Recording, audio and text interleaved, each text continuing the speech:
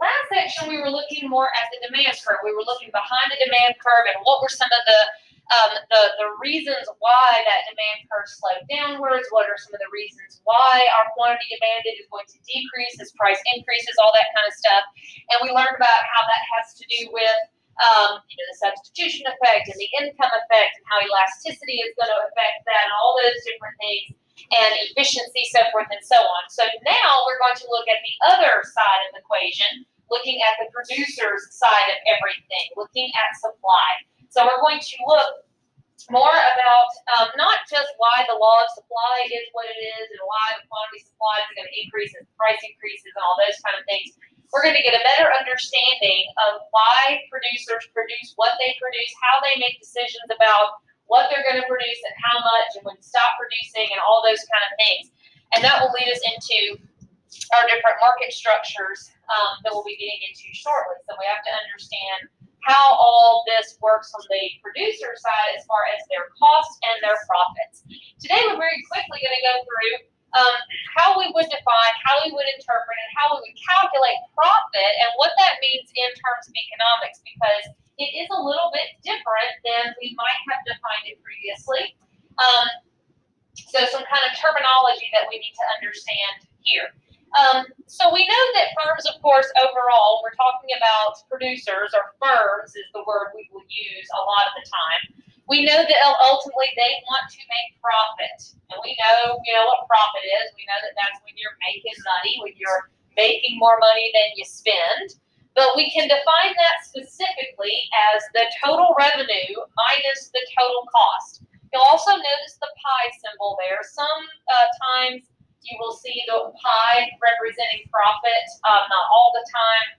I don't recall seeing it too much on the AP exam, but just know that that means profit. And you can use that if you like, if that's easier for you than having to write down profit or P, because there are lots of different P's around here. So pi is typically used as the symbol for profit. We talked about total revenue before. How did we get total revenue? The price times the quantity. We take the total revenue, we subtract the cost, and of course that gives us profit. So let's talk about different kinds of costs though. Because in economics, we look at this a little bit differently than an accountant would. So it's not quite as simple as just balancing the books in how much did we spend versus how much did we bring in. There's different kind of costs that economists are going to consider here as well. There is what we call explicit costs. So the explicit costs, these are the costs that actually involve, outlaying of cash, the things that I'm actually having to lay out cash and, pay a bill, hand some money over to somebody, write a check for. Those are my explicit costs. So those are going to be things, let's say with this lemonade stand here, we got a picture of a lemonade stand. That would be the cost of that the stuff that's going into the lemonade. Maybe that's the lemons and the water and the sugar and the wages for my workers if I'm employing these children here. But you see what I mean.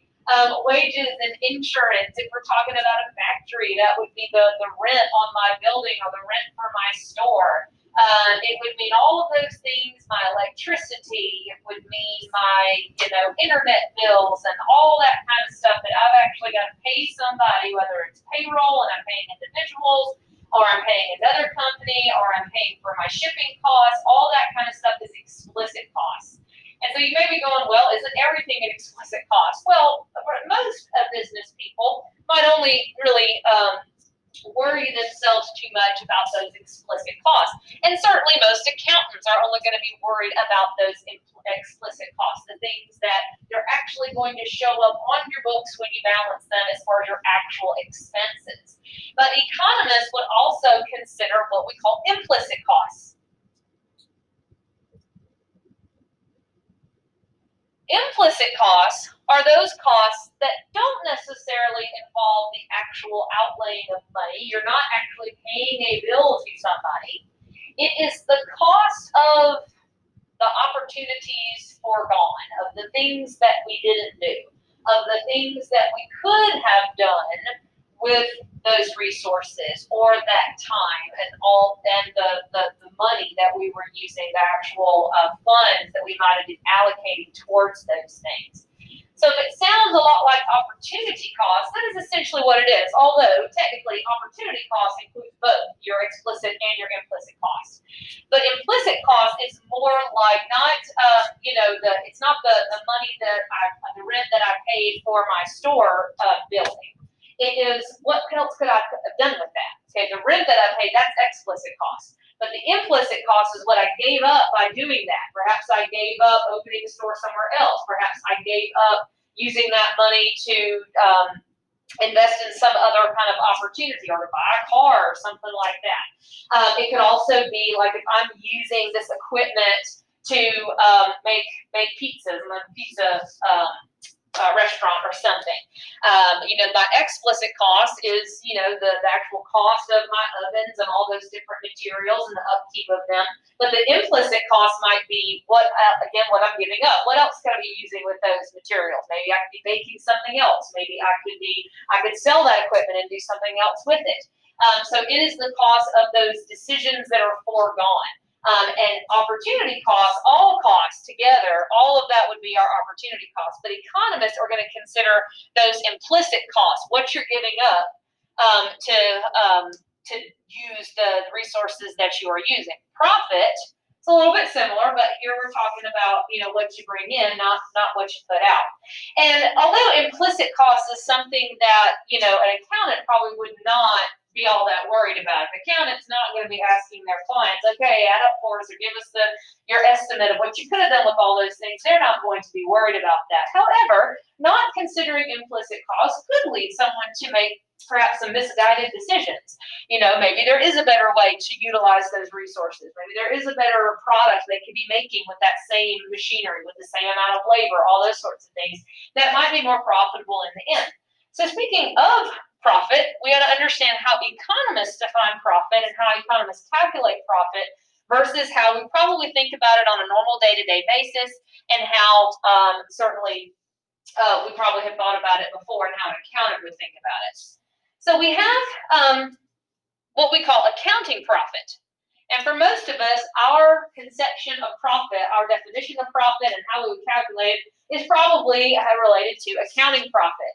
And accounting profit is the total revenue minus the explicit cost. So it's total revenue minus the explicit cost. Makes sense. It is the amount of money that I'm bringing in versus the actual money that's leaving. The actual bills that I'm having to pay. So my the price that I'm selling my product for times the amount that I sold minus the wages and the rent and the raw materials that went into making my product and the insurance and all that sort of stuff, taxes, all that's going to be my accounting profit. Again, that's how most people would define it. That's all an accountant is all going to be worried about. And so that's certainly what any firm, even if they were concerned with the other ways this could be defined, that's what you're going to be putting on your tax form. That's what, the IRS is going to be concerned about. That's what you're going to report to the government. That's what you're going to report to investors. That's going to have to do with your accounting profit. So again, that is your total revenue minus the explicit cost. Sorry, I forgot that was there. But I think probably I already wrote that down. However, for economists, and this is why economists and accountants sometimes don't get along all that well, they'll argue all the time about exactly what is the correct way to look at all this stuff.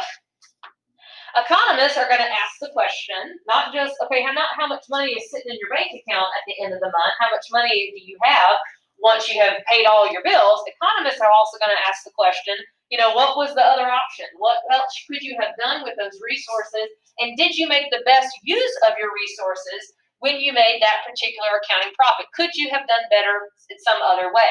So they are going to be concerned with something called economic profit. So let's just say, for example, that just to run through an example of accounting profit, very simple. Let's say Betsy earned $250,000 in total revenue from her clothing store, and she has these explicit costs. She has $1,200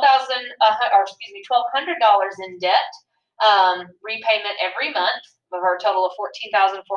She has to pay $35,000 in wages to her employees, $40,000 in insurance and utilities, and she's got $150,000 of inventory.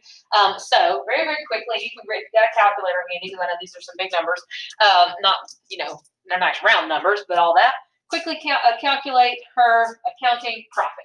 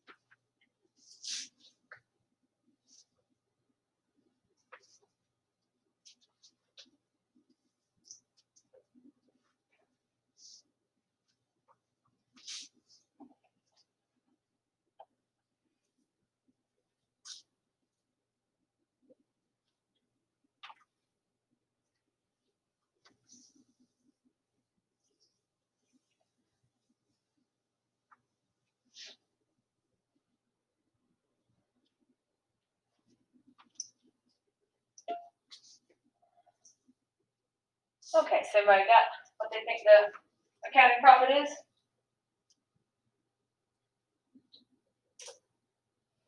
Be brief.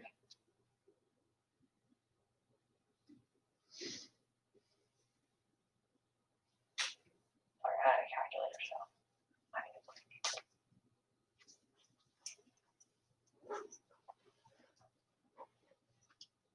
250.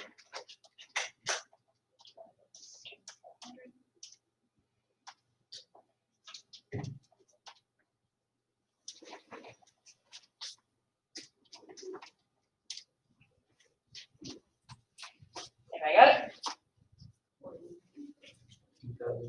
10,600. So very, very simple.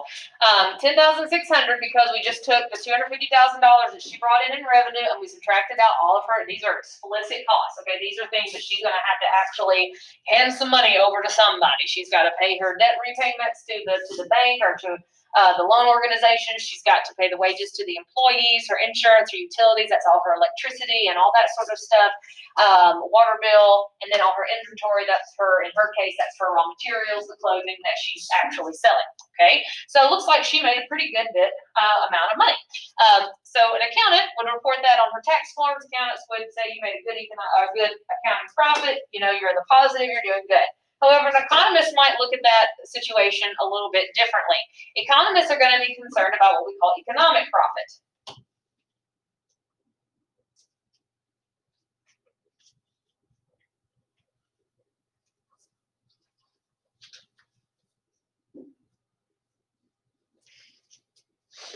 Economic profit is the total revenue minus the opportunity cost.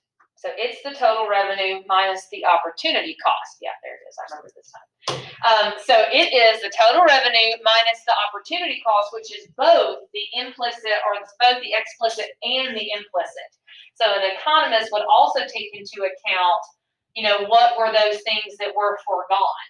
And that should be included as well to determine not if the bank account is in the red or in the black, but it's determining, are we making the best use of the resources that we have? Could they be doing better if they did something else? Would they be more efficient or better off if they didn't operate this business, or they produced more or produced less, or something along those lines? So their concern is not so much, are we positive or negative, but are they making the best use of resources that they possibly can?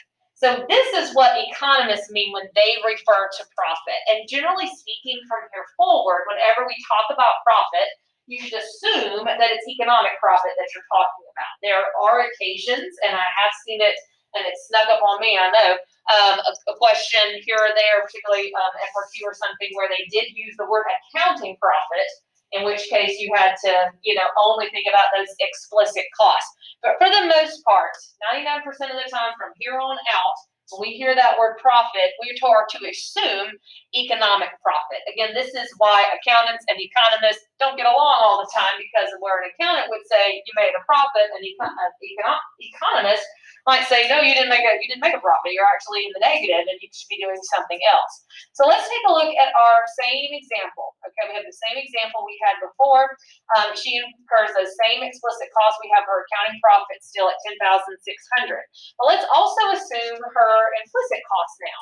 So foregone rental income on the building, $1,000 a month times 12 is $12,000. That means that's money that she could have received instead of utilizing that building as her own store. She rented it out to somebody else. And the foregone salary working at another store, she could have made $45,000 if she had worked somewhere else. So take that, her accounting profit, subtract out her implicit costs, and let's see how she did. And if you've got a calculator handy, you can do that because it's saving time. This is just subtraction. I'm not worried about you not knowing how to subtract.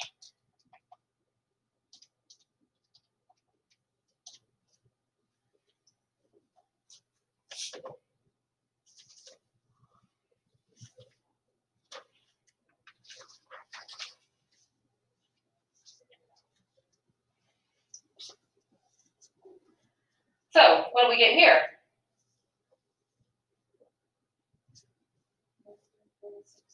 It's negative $46,400. That doesn't sound like a whole lot of profit. So her economic profit is negative here, negative $46,400. And what that means from an economist standpoint is, yes, she may have a positive number in her bank account, but she would have been better off by not doing all of this. She would have been better off by working somewhere else and renting out her store to someone else for all that money. So that says that she could make better use of her resources. It's not a comment on the amount of money in her bank account. It is a comment on how well is she using the resources and the things that she has available to her. Okay, so another example is, you could say, like a professional athlete that's making millions and millions of dollars in the NFL, the NBA. Let's say they decide to quit and go open up a hot dog stand. Okay, they go and they open up the hot dog stand, and then $50,000 that you're doing that. Okay, that's a positive accounting profit. However, an economist would say they're actually making negative economic profit, because what did they give up? They gave up millions and millions of dollars to go do that. Now, you can also argue that, Happiness Utility, if they find running a hot dog stand more fulfilling than playing sports, and that might be worth it to them. And that's one of those things you can't really measure with numbers. But that's what we mean by the difference between accounting profit and economic profit. Okay, we have just one little more thing to cover, but we have to go to lunch. So let's go ahead and do that, and then we'll just define this one little thing and then get some practice in. So